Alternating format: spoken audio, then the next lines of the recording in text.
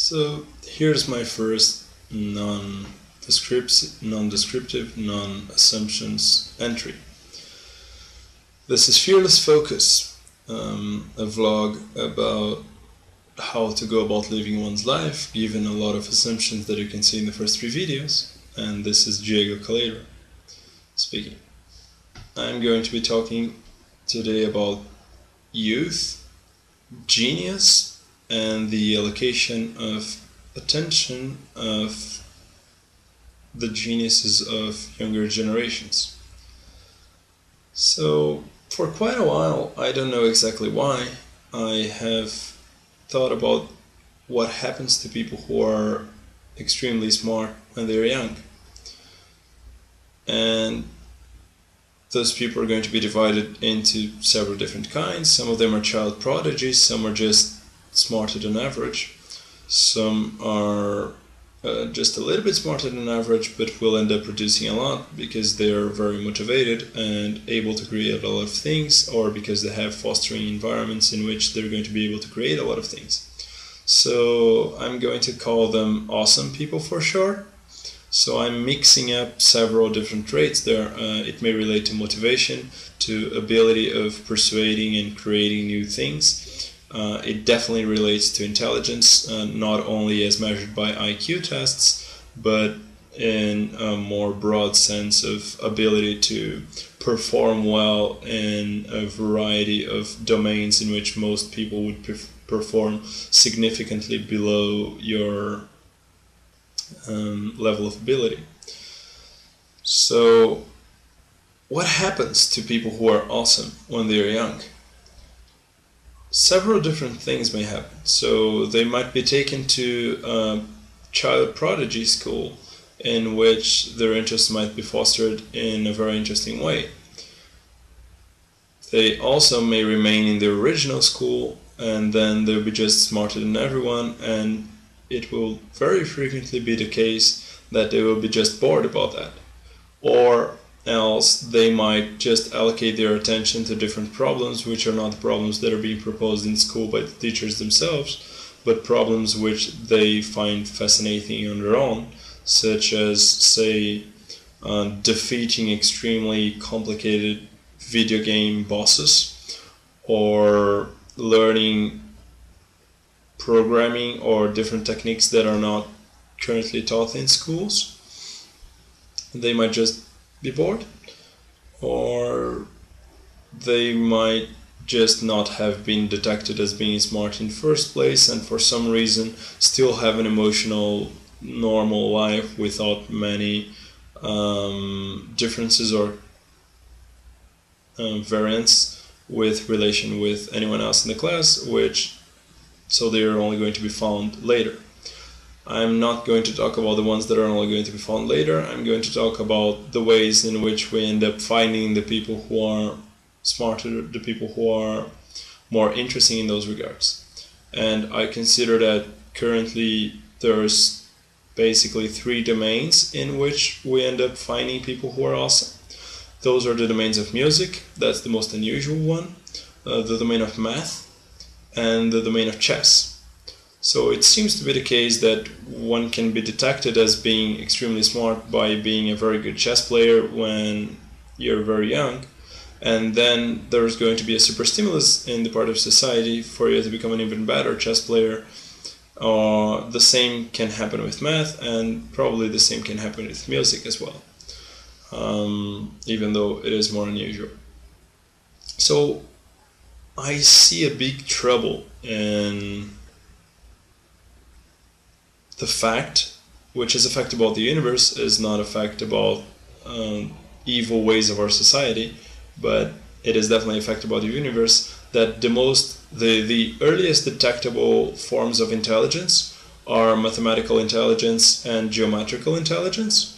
And why do I think that is bad?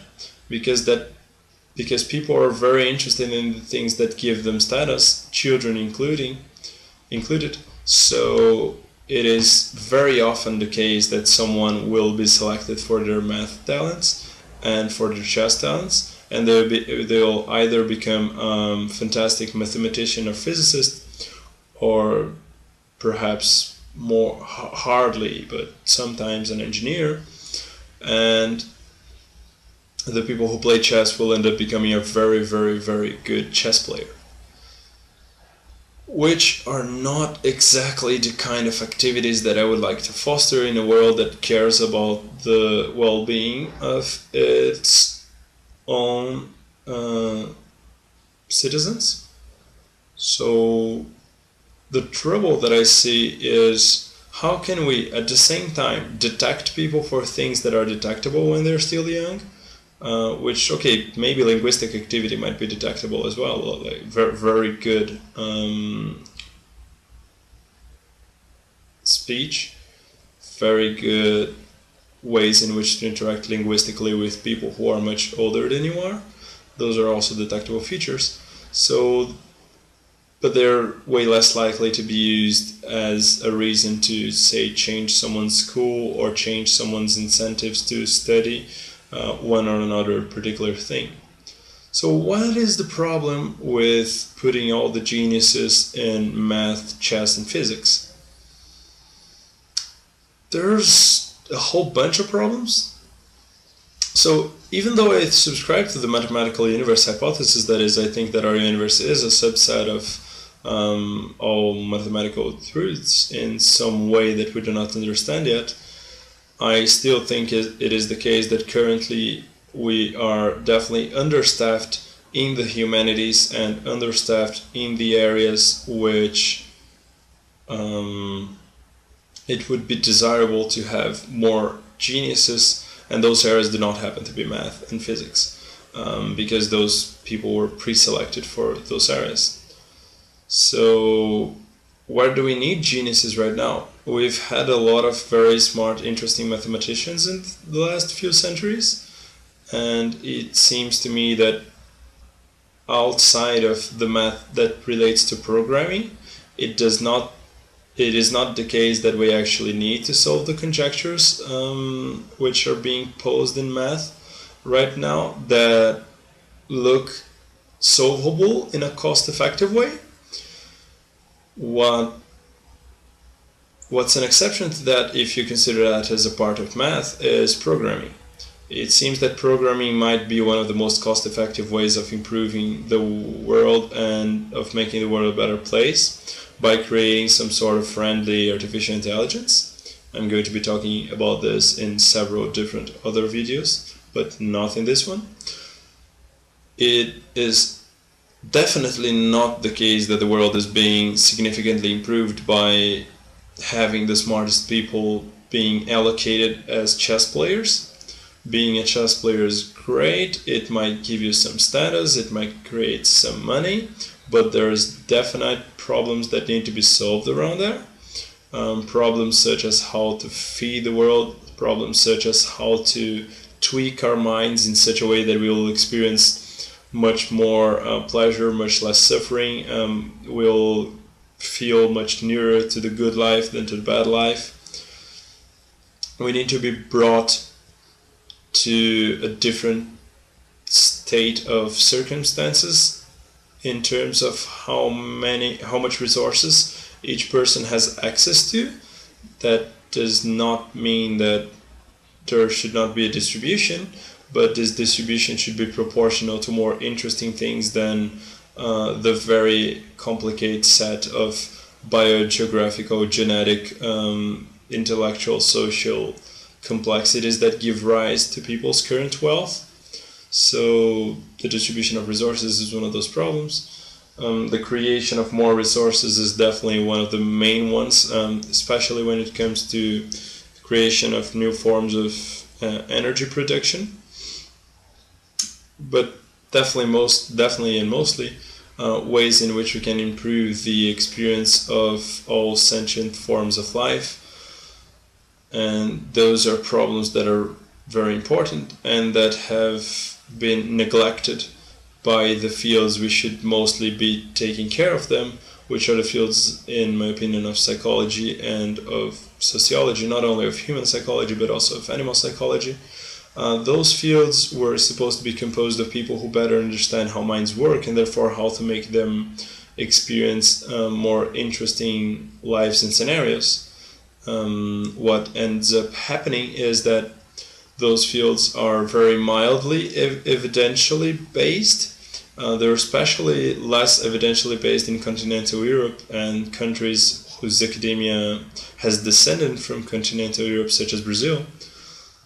So I would suggest that there is a lack of very smart people in sociology. There's a lack of very smart people in, say, also historical sciences, but definitely in sociology and psychology.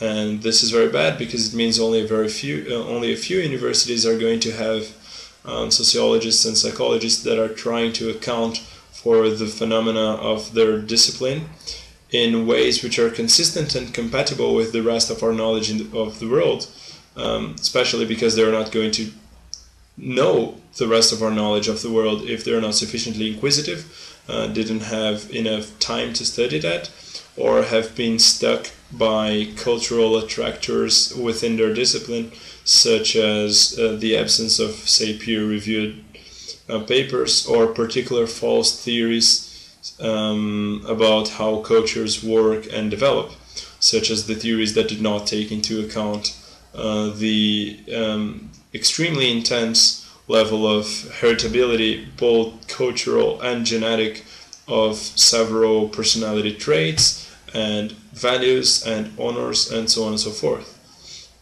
So what I wanted to begin this video thinking about is how can we stop this phenomena, which was very beneficial for quite a while, in which we created a lot of mathematicians and some chess players and a lot of very good physicists, but did not create as many good, say, biomedics, philosophers, artificial intelligence scientists, and other areas of knowledge whose expected value to be created is likely to be way higher than yours average current mathematician, and definitely way higher than yours average extremely good chess player of nowadays. So what am I talking about here? What do I mean by let's change the ways in which people can signal that? Okay, we probably cannot change that. I mean, those are very efficient tests, they're very quick, they're very satisfactory in that it takes very little time for you to get a lot of information about how smart or how good a person is, and with this little time you have very good quality accessible information. So the trouble here is that the people is going to feel a lot of status related pleasure related to those things. So it was the case for most of the interesting people that I've known in school, that they were very good at math. They might have been good at some other things as well, but definitely they were good at math. And the trouble with that is that it makes them more interested in math because it's so good to feel like you're good at something, and it's so much more complicated to delve into a field in which you do not have expertise. So people are going to become super technicians of those fields. Well, if they do not become that, they at least have a very strong incentive to do so. So we can't stop detecting them by using those methods, because those are the only efficient methods we know currently. But we could try to persuade very interesting, very intelligent people to become masters of the greatest problems of our times, if we directed them to those problems at an early age.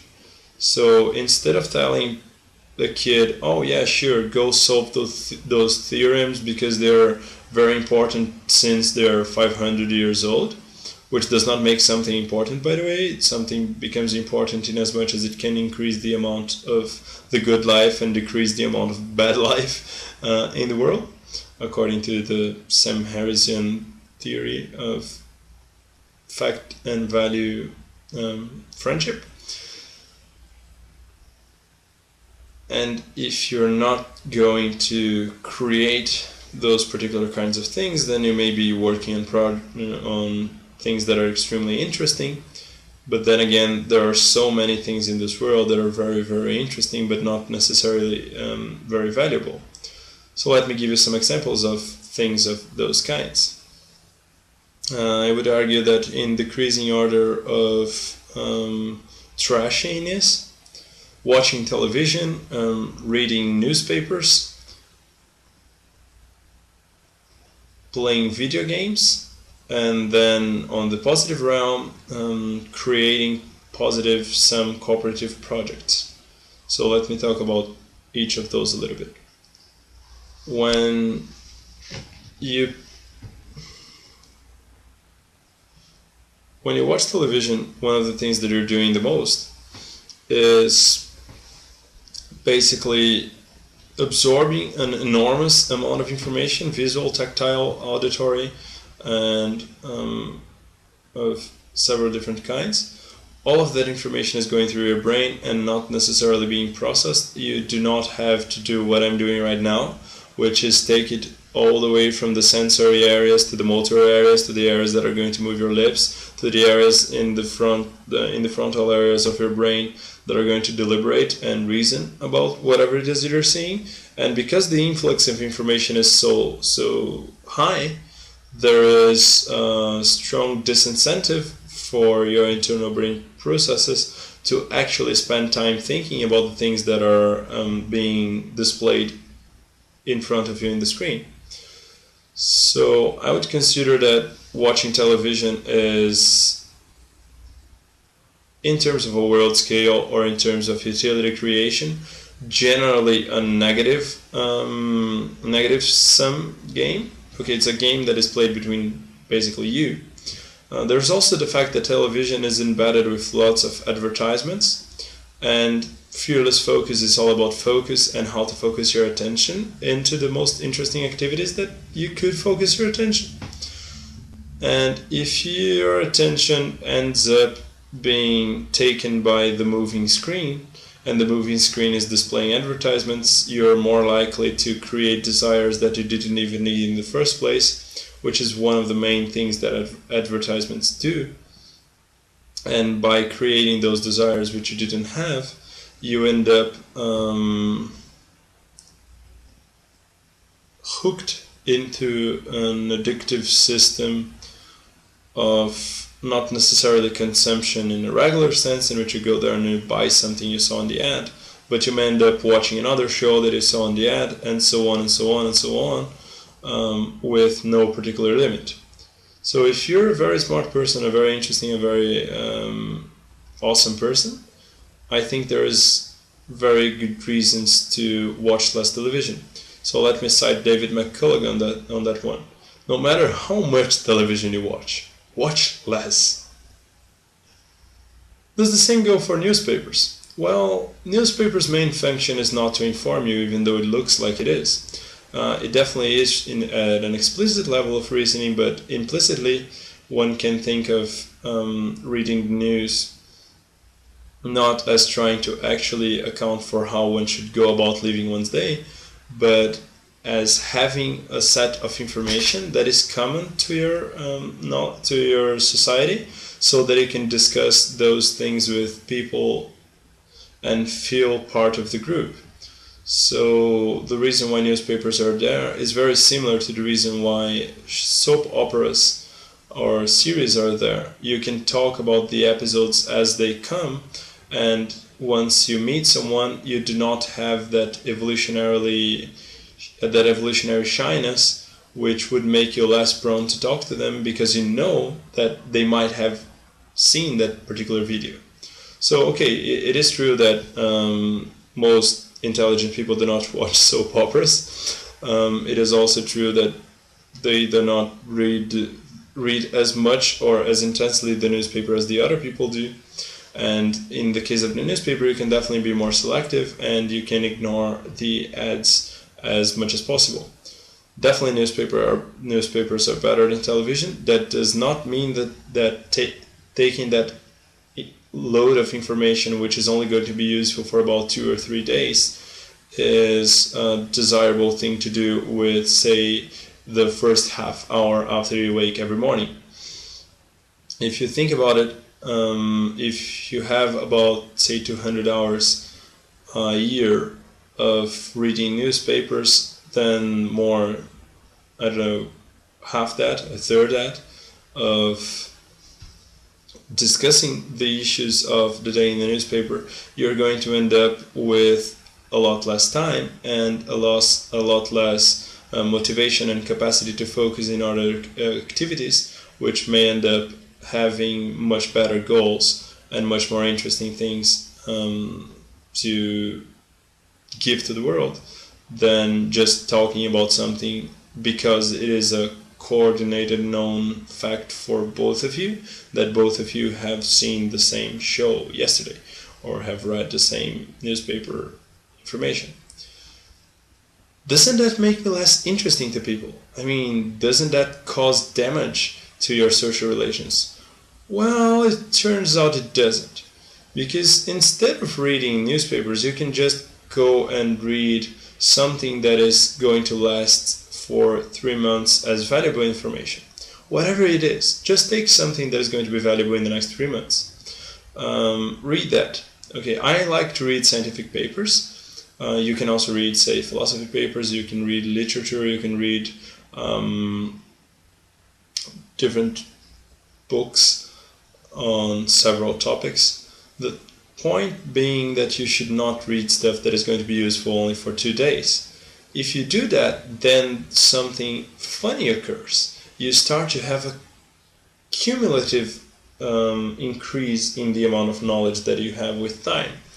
And that means that at each particular instant, you have more topics that you're able to talk about with people than you had before, which is a desirable feature and definitely surpasses the idea of circling around but never getting much further than that, which is what happens when you read newspaper stories. Finally, if you're afraid of not being informed about the things that happen in the world, then every time you meet someone for a conversation and you do not have an icebreaker or a topic starter, you can just say, "Oh, hi, what's going on in the world? I haven't been reading the newspapers lately and I'm uninformed. Is there any interesting news?" And it not only is the case that they will probably give you the most interesting to you information if they happen to know you, but it is also the case that people will spontaneously do that very frequently and end up telling you what you need to know anyways, even if you don't ask. What about video games? Video games are cool, right? So, video games are not producing a lot for a better world, but video games are a lot of fun. Video games can be a social activity, and in as much as they are a social activity, I'm not going to criticize at all how cool they are. Video games can be a source of bonding with your inner child, and this might be a feature that is sufficiently pleasurable to be worth pursuing. It is also hard to access through other means. For instance, the other things that you used to do as a child maybe are things that you still do as an adult. So I'm not going to be talking against those two reasons for playing video games. But what about solitary games? What about games that you play alone? Well, yeah, they're fun.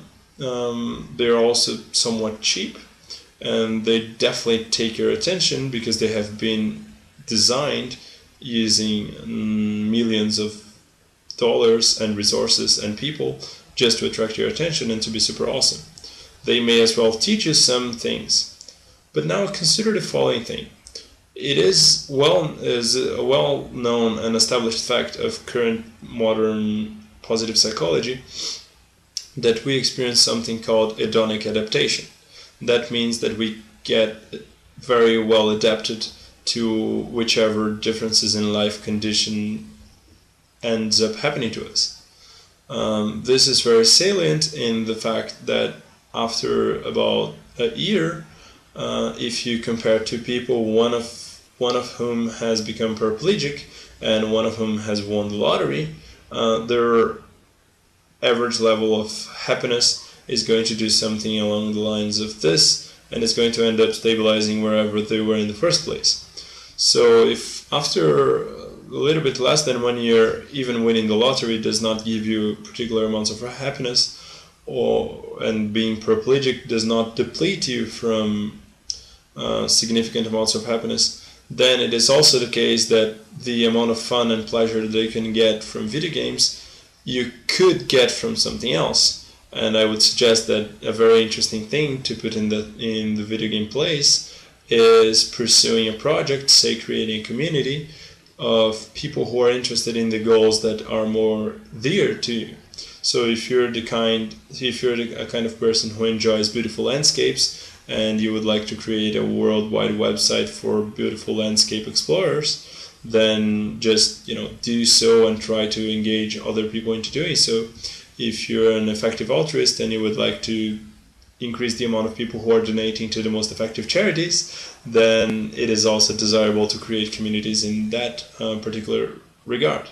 What I personally do the most, even though I do a little bit of very different things in that regard, is most of the time that I spend alone, I spend either thinking how to better live life and improve it, or trying to create a stronger and tougher community of people who are going to develop technologies that might change the human condition, that is human nature, human minds, in such a way as to make us more interesting, emotional, cognitive, intelligent, happy, and so on and so forth. This trend of thought is called transhumanism, and it is one of the two main basis of what my institute does. It is also featured in several different rationality blogs and communities that have arisen in the world in the last 3 or 4 years. So my recommendation is avoid television, decrease newspapers, tolerate, but not that much, video games, and definitely increase the amount of time you spend on goals and projects of your own, which can actually maximize or help maximize the well-being not only of yourself but also of others. Because, everyone considers others in their value systems. No one is absolutely blind to the happiness and suffering of other people, and most of us, given sufficient time and power to reflect, would also not be disconsidering the pleasure and suffering of animals or whichever other entities there might be out there which have minds.